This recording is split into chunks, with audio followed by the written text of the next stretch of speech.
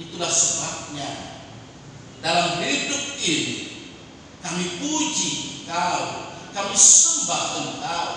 Engkau Raja, Raja alam semesta yang ada di bumi dan di surga.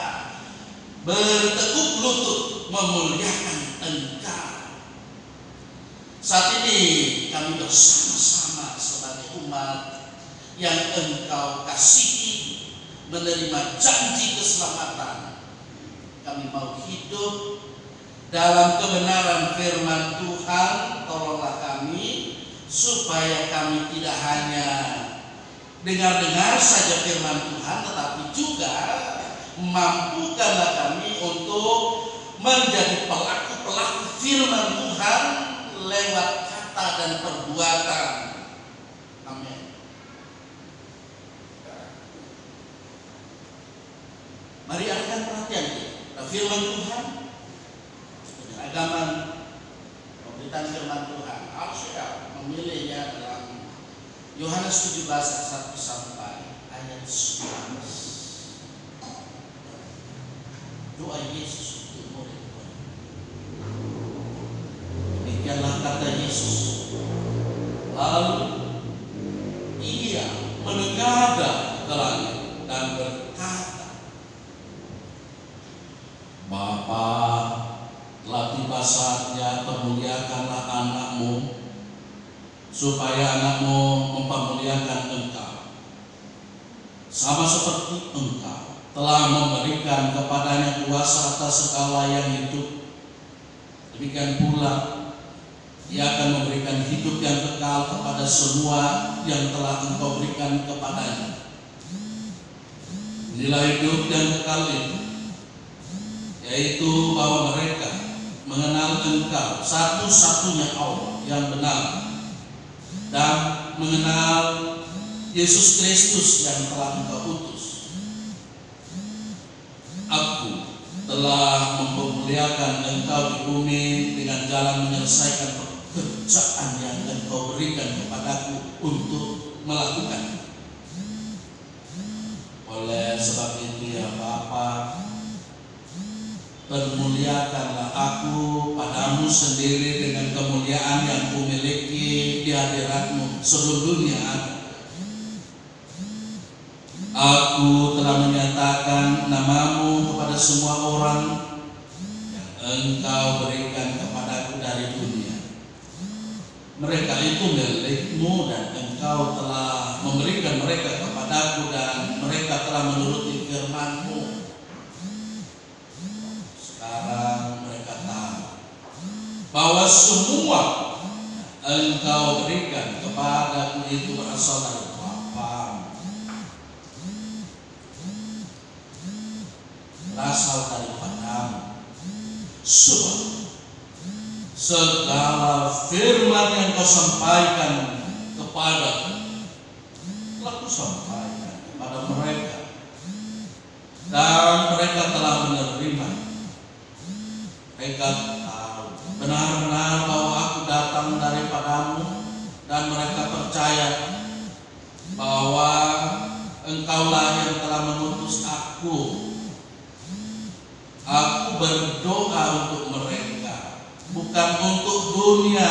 Aku berdoa tetapi untuk mereka yang telah Engkau berikan kepadaku, sebab mereka adalah milik-Mu, dan segala milik-Ku adalah milik-Mu, dan milik-Mu adalah milik-Ku, dan Aku telah dipermuliakan di dalam mereka.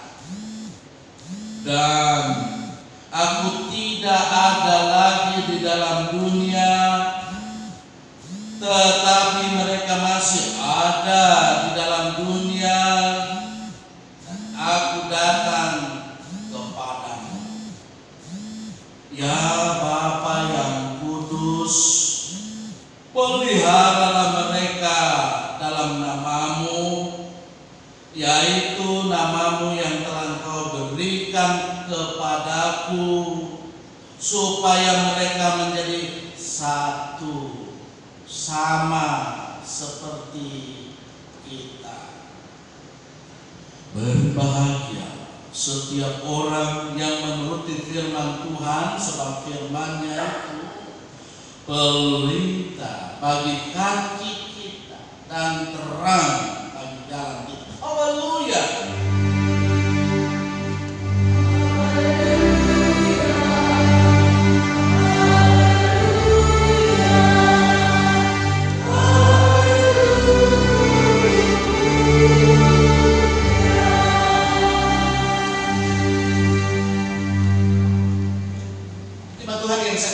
Tuhan, saya pastikan kita semua sudah tahu berdoa, ya.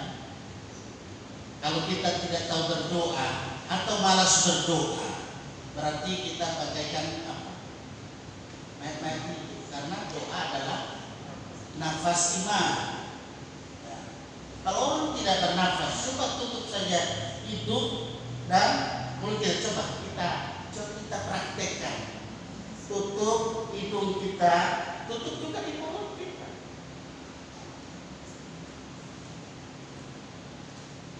Mampukah kita seterusnya? Mungkin kalau cuma beberapa detik atau menit bisa saja. Ini satu gambaran dalam kehidupan kita, Bapak Ibu Saudara yang saya sampaikan. Yesus dalam bagian berikut ini, di mana penginjil Yohanes memberikan narasi iman. Ini narasi iman yang disampaikan oleh penginjil Yohanes ketika Yohanes ada bersama-sama dengan Yesus dan dia ingat, oh ini Yesus lakukan, ini yang dia kerjakan, ini yang dia katakan, ini yang dia doakan. Bukan nanti plak ini dari langit turun, bisa tidak. Saudara-saudara yang saya kasih dalam kasih Tuhan, mari kita perhatikan dari Injil Yohanes ini. Memang ini biasa sering disebut sebagai satu refleksi teologi dan satu apologetik kontemporer dari penginjil yang ada tentang misi Yesus Kristus. Sehingga perhatian kita kalau kita lihat Injil Yohanes ini dilihat sebagai satu ringkasan sejarah dalam mau menggambarkan Yesus secara teologi. Ini bertujuan untuk memperkenalkan Yesus itu adalah anak Allah. Ia adalah Mesias yang dijanjikan dan dinantikan oleh umat. Injil Yohanes ini satu bentuk penafsiran eksegesis teologi itu bermula pada abad kedua di tahun 70 Masehi sampai tahun 100 Masehi. Dengan begitu banyak juga dipengaruhi oleh pemikiran-pemikiran. Ada pemikiran Helenis dan juga ada pemikiran Yahudi. Sama kalau kita orang ada saat ini toh, di zaman ini banyak pengaruh-pengaruh yang bisa masuk dalam pengajaran-pengajaran dogma yang ada saat di era disrupsi ini. Tapi kita harus cermati dan kita harus warning agar kita jangan sampai keluar dari koridor pemahaman yang sesungguhnya. Memperhatikan perikop yang kita baca tadi ini menampilkan Yesus sebagai tokoh yang sedang berdoa. Makanya cara baca saya pun cara baca seperti perhatikan kita ketika berdoa. Secara keseluruhan memang pokok yang didoakan oleh Yesus Kristus terhadap apa yang ada ini bisa kita perhatikan dalam beberapa hal.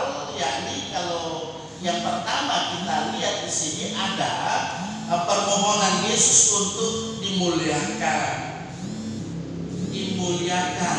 Ini menjadi pokok yang pertama, bagian dari doa yang disampaikan oleh Yesus Yesus Kristus, dan ini dia lebih mau melukiskan tentang credo, pengakuan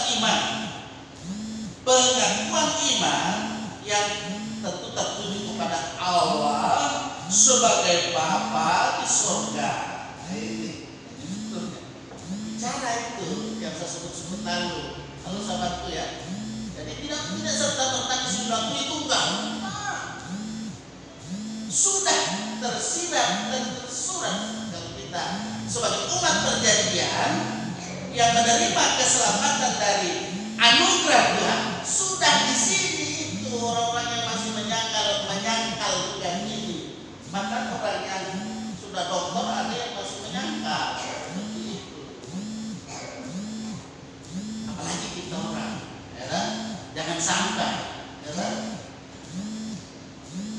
Disinilah letak bagaimana Yesus mau menyatakan satu permohonan kepada Bapa surgawi supaya dirinya dipermuliakan sebagai anak Allah. Ya, permohonan Yesus untuk dipermuliakan bukan mengarah pada suatu jabatan, dipermuliakan ya supaya kedudukannya ada dalam rangka mau perkenalkan Allah sebagai Bapa, juga untuk memberi hidup.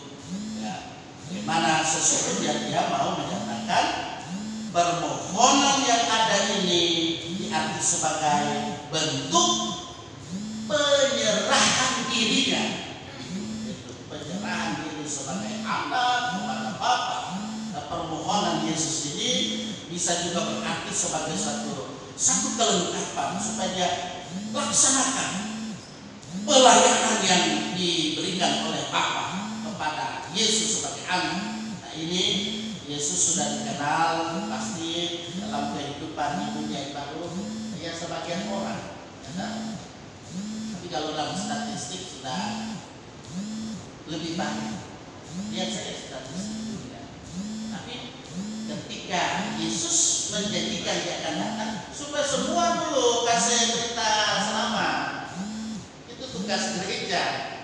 Kalau belum ya belum saatnya dia datang. Begitu ya. Itu bukan berarti nanti menentukan tanggal dan tahun ke depan, bukan.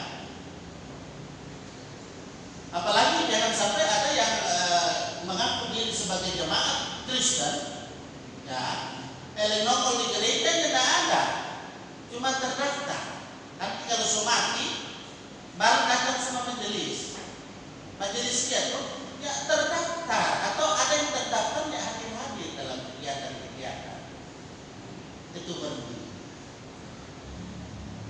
Lanjut saya mau katakan di sini bahwa Yesus menyampaikan permohonannya ini kepada Bapaknya, ia dalam rangka supaya dimampukan untuk melaksanakan misi Allah, pelayanan Allah di tengah-tengah dunia ini, supaya di tengah-tengah dunia di mana ia ada, dia menunjukkan bentuk ketaatan sebagai anak Allah. Kita juga sebagai anak kan. Kapan kita dilahirkan kau sampai kau dari anak Allah? Tidak seperti itu.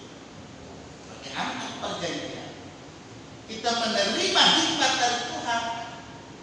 Kita menerima itu sebagai adopsi dari Allah. Dia mengadopsi kita menjadi anak-anak Allah. Amin. Itu yang pertama, perjalanannya. Yang kedua,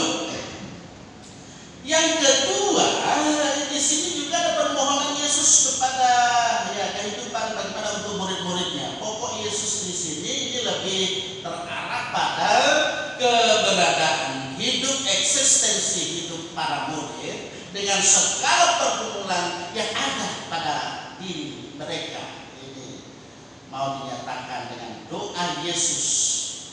Ada penjelasan juga tentang bagaimana relasi hubungan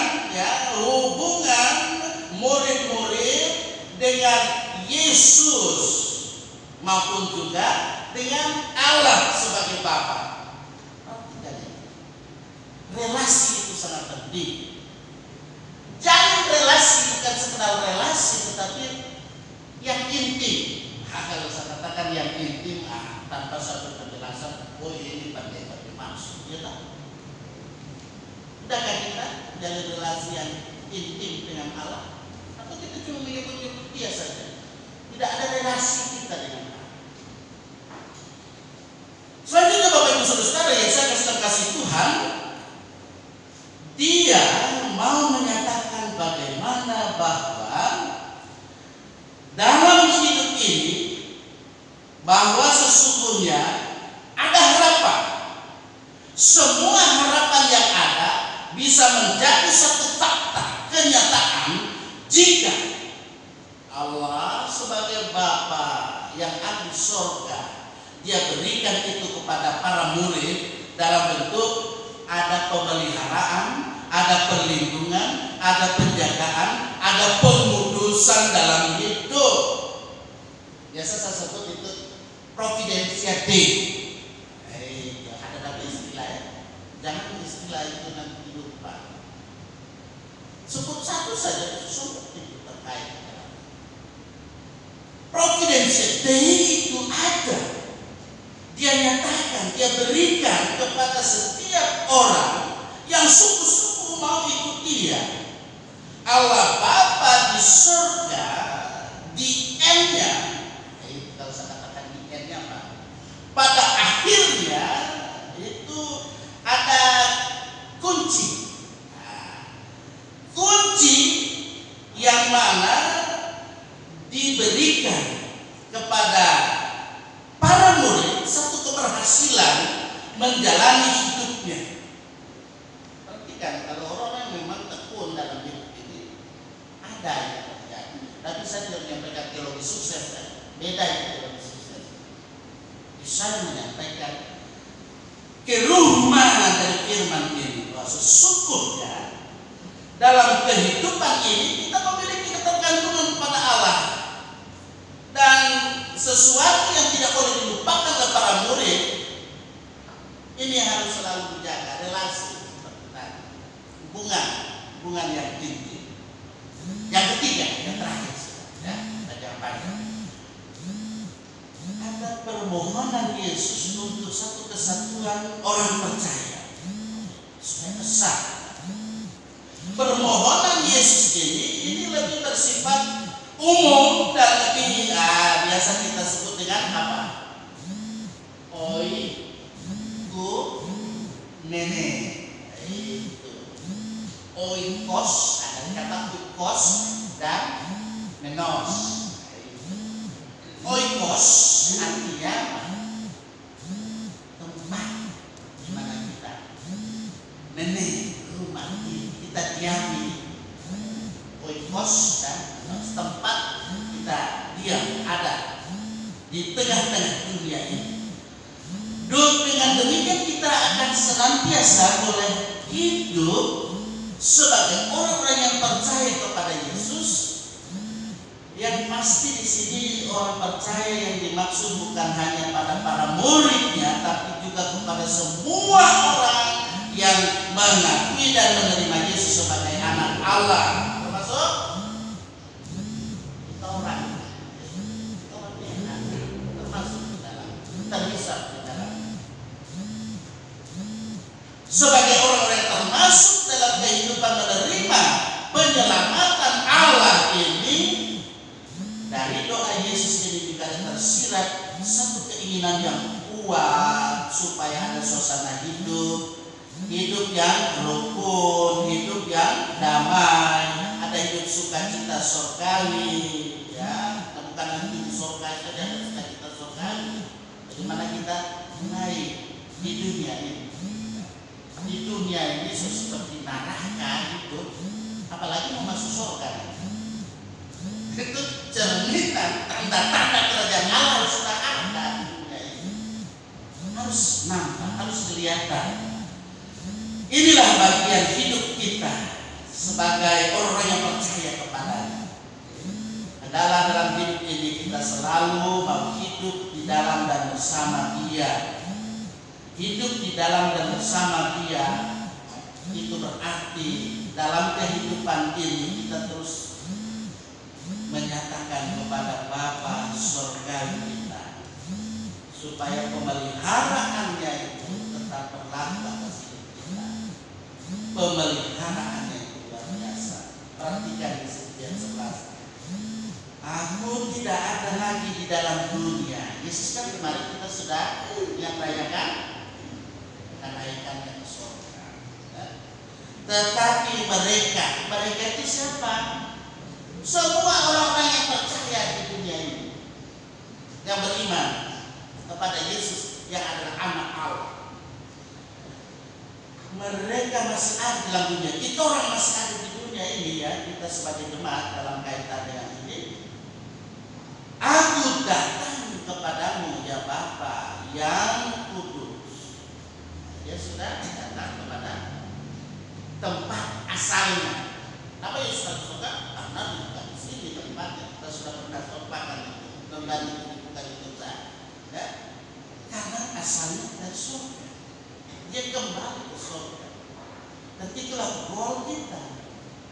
Ketika kita ada masih di bumi ini jangan bicara surga.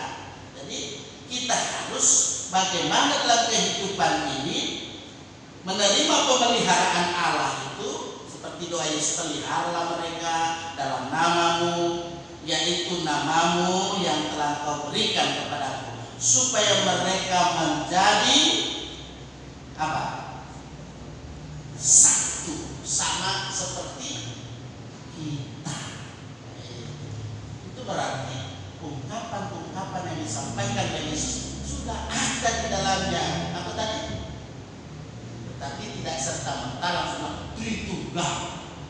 Kita, apakah itu plural atau singular? Halo? Itu sudah menyatakan Tritunggal.